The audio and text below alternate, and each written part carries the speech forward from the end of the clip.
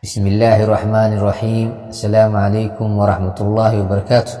أردي كسو دوادا English Form 4 book يها English Form 4 كدugsiga sare fasalka 12 oo ayaantan aawna duubistiisa.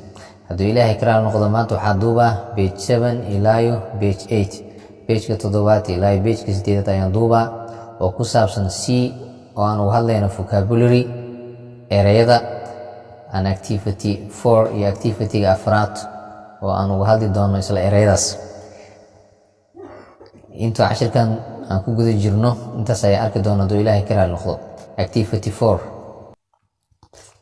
we anaga match waxaan isu aadinaynaa the words erayada in the box below boxka hoose ku jiro with their correct definitions qeexitaanadooda saxda ah ayaan ku aadinaynaa from the set of definitions kooxda qeexitaanada la siiyay ayaan kaga aadinaynaa that follow kuwaasoo raacayo qaybtaana marka erayada boxka ku jiro definitionadooda way ka hooseeyaan boxkay kasii hooseeyaan erayga marka definitionkiisa meeshan ay ugu soo raadin doonaa. Erayada marka erayada discharged iyo waxyaabahaas waan af Soomaaliyeey oo waan fasiray. Erayga marka discharged waxaa laga wadaa laga saaray ama laga baxshay, laakiin erayga waa past. Haddeetan discharged hadii laakiin ka saarid waa ama ka bixin. Number 1 marka waxay noqonaysaa discharged laga saaray ama laga baxshay. Number 2 coerced lagu qasbay ama lagu dirqiyay ayaa loola jeedaa. Number 3 sympathetic waxay noqonaysaa beerjilec. Sympathetic marka beerjilec waay. Number 4 pension oo laga wado lacagta dadka howlgabka ama jiran la siiyo.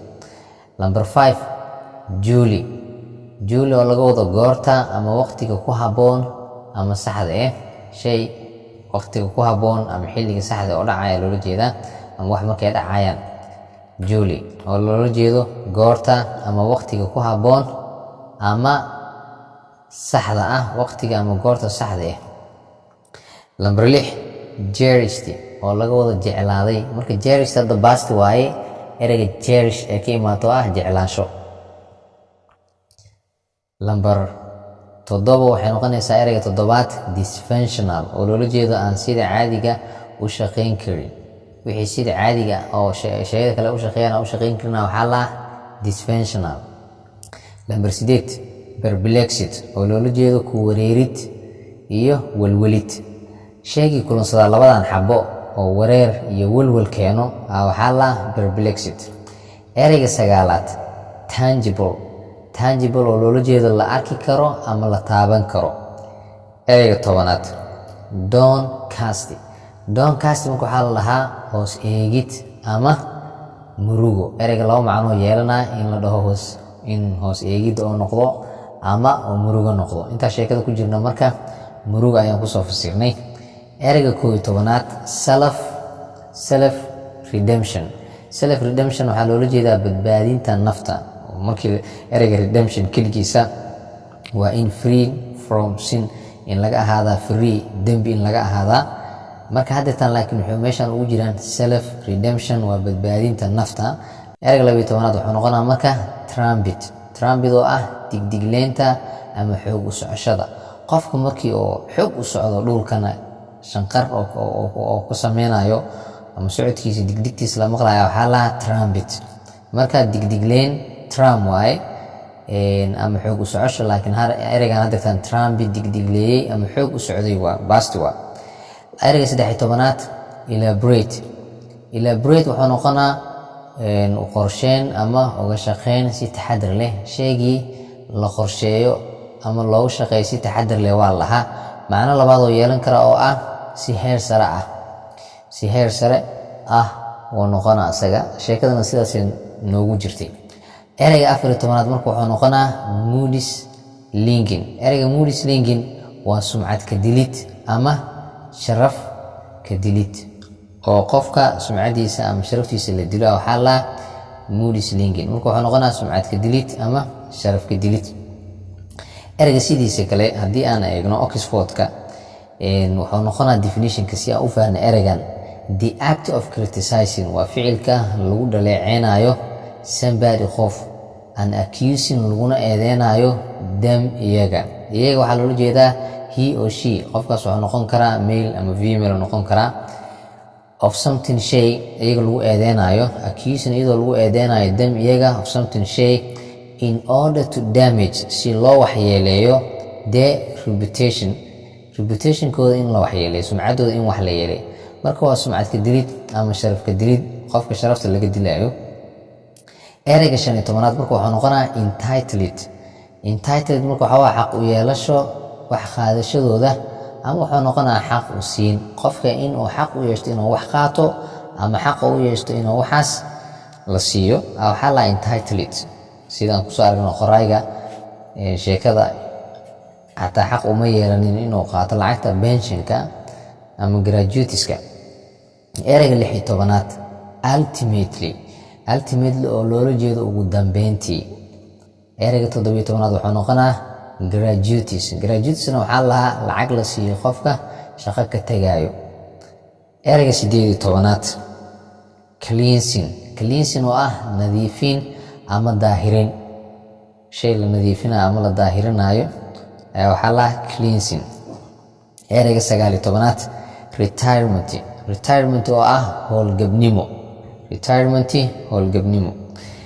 ereyga 20aad wuxuu noqonaa curate basti waa hadda curate daaweysmay ama caafimaaday ereyga cure oo noqonaa daaweyn ama caafimaadid laakiin hadda ereyga 20aad waxaa loola jeedaa daaweysmay ama caafimaaday 21 toolid waxaa la u shaqeyn si adag muddo dheer qofka markii muddo dheer oo shaqo si adag ugu shaqeynayay ayaa waxaa la toolid marka ereyadan oo bokiska ku jiro mid kastana lambaraa siinay waan Soomaaliyeynay si ay u fududaadaan marka dadana waxaa gelaynaa set of definitionska waxaa lahaa ereyadan bokiska aan ku aragnay definitionadooda meesha noo yaaliin definitionka aqrin doona ergiisa siin doona laba mid waa yeeli karnaa inaan ereyga ka bilaawno oo definitionkiisa asaas ka bacda u akhrino iyo inaan definitionka soo akhrino ereyga ka bacda aasino marka laakiin hadda waxaan sameynaynaa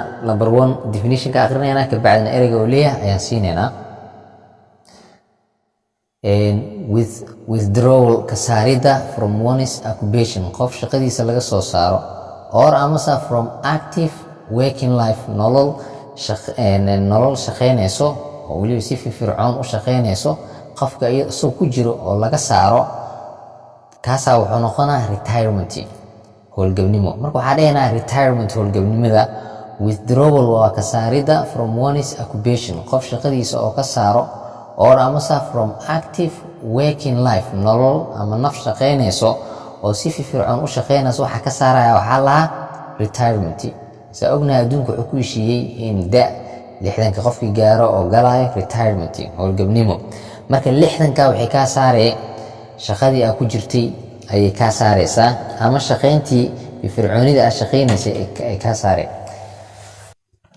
marka number 2 wuxuu noqonaa to get rid of impurities saarida waxyaabaha aan daahirka ahayn ama nadiifka aanan ahayn by qaab ahaan oo lagu saaro or amase as if sidii by washing iyadoo la dhaqaayo lagu saaro waxaa la cleansing nadiifin number 3 in the end ugu dambeyntii ama dhammaadkii oo loola jeedo ultimately ugu dambeyntii marka definitionkan in the end wuxuu noqonaa ereyga oo qaadanayo ultimately ugu dambeyntii number 4 wuxuu noqonaa one mid ama shay paid lagu baxsho and the giving conditions xaalad lagu bixiyo to a person qof following kaasoo daba socoto retirement howlgabnimo from service adeeg ama shaqo oo ka howlgabayo waxaa loo yaqaanaa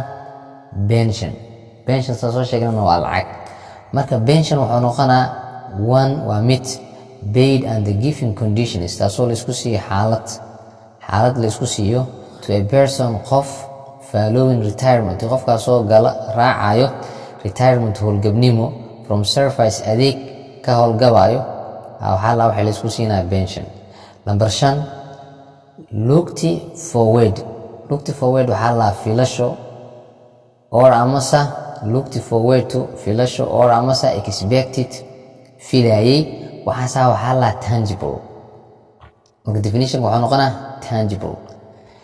number 6 perquisite oo tip oo loola jeedo gratuitous waa lacag. saddexdan eray marka perquisite or amase tip waxaa la waa lacag la siiyo qofka shaqada ka tagayo ama qof asxaan wax kuu qabtay oo kuu shaqeeyay markii aad rabtay inaad abaalgud ahaan u siiso wax yar oo lacag ah waxaas perquisite oo tip.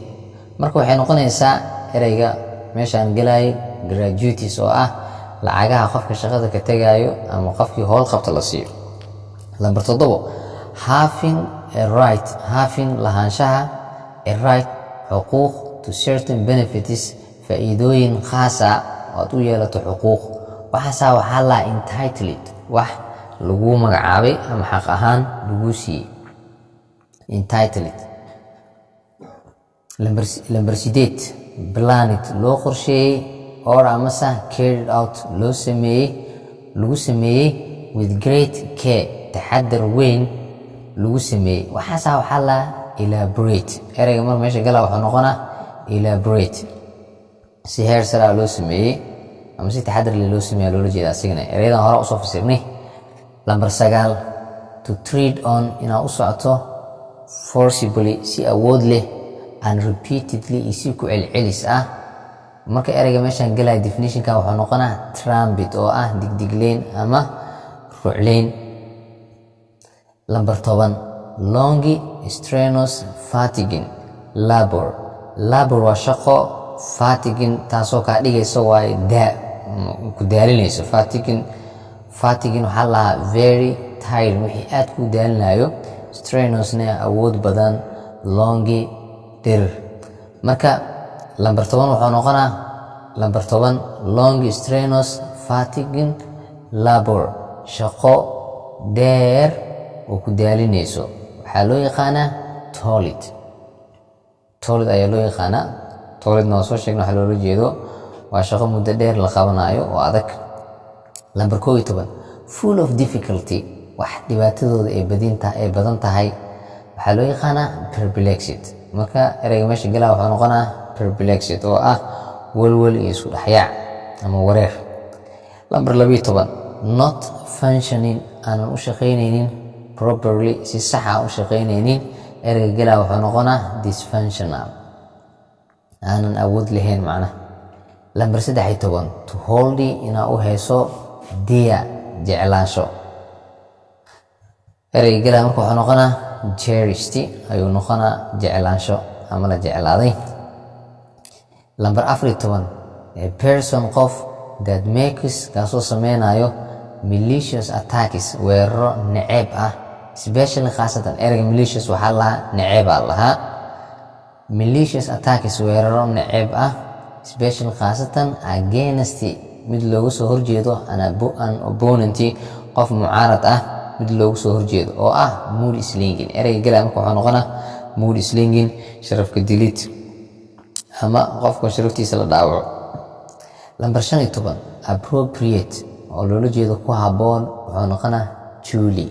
erayga duly oo noqonaa si sax ayaa loola jeedaa ama ku haboon iyadana waa noqon kartaa duly. waqtiga ku haboon ama waqtiga saxda ee wixii dhacaya waxaa lahaa duly. marka number 15 wuxuu noqonaa appropriate ku haboon erayga galaa wuxuu noqonaa duly. marka number 16 wuxuu noqonaa kindly si naxariis leh or amase pleased si farxad leh appreciation uu maqsuudid. wuxuu noqonaa marka eraygaas sympathetic perjilec. erayga galaya meeshaas sympathetic eraygan definitionkiisa wuxuu noqonaa oo qaadana sympathetic. number 17 wuxuu noqonaa to force ku qasbida to an act ficil sameyn or amase choice doorasho waxay noqonaysaa marka coerced oo ah qasbid. coerced oo ah la qasbayne baas waa dhigi karnaa hadii saas la hayo past laakiin erayga coerced waa qasbid.